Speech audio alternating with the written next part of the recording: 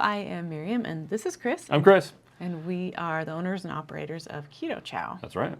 Today we're going to answer a frequently asked question. Let's talk about total carbs versus net carbs. I think this is something that you need to decide for yourself if you're going to do net carbs or total carbs. A lot of times when people start keto, they do net carbs, which I think is a really good way to kind of wean off all of the sugar and starches and standard American diet that we've been eating.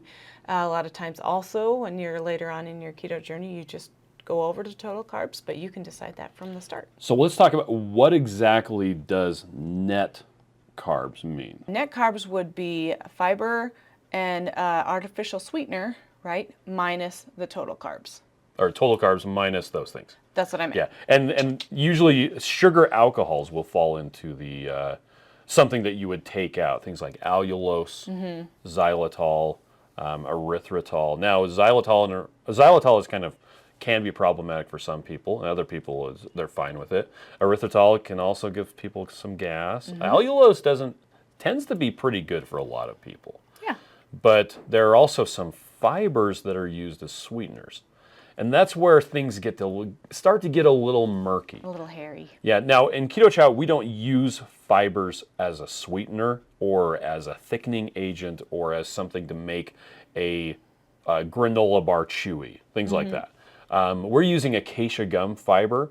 That's where most of the fiber, the total carbohydrates in Keto Chow comes from. And it's actually really cool stuff. It gets metabolized into short chain fats by your gut bacteria, which also helps strengthen your gut lining. That's pretty cool. Super cool. But for some people, they've found that if they do net carbohydrates, where they're subtracting out the fiber and subtracting out the sugar alcohols, then they tend to run into problems. And so, and that's something, the total carbohydrates is something that's advocated by a lot of people. You know, they talk about prescription strength keto, doing a total carbs. Now, Joe and Rachel, you want to talk about the cap? You alluded to that a bit. So what they like to do is just have a total carb This is Two Crazy cap Ketos, by the way. of like, say, 50 carbs, but then stay under 20 net carbs. And that's something that you can try because then you know if you get like a bar or something and it has like 45 carbs and, It's like, wait, what? 38 of them are fiber, that may not be something that you want to use because they're playing that fiber game, and that may be problematic. It's not that different from eating a regular granola bar. Yeah.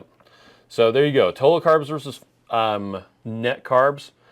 And like Miriam said, a lot of times, especially when you're starting, doing net carbs works really well and can give you a lot more flexibility with different things.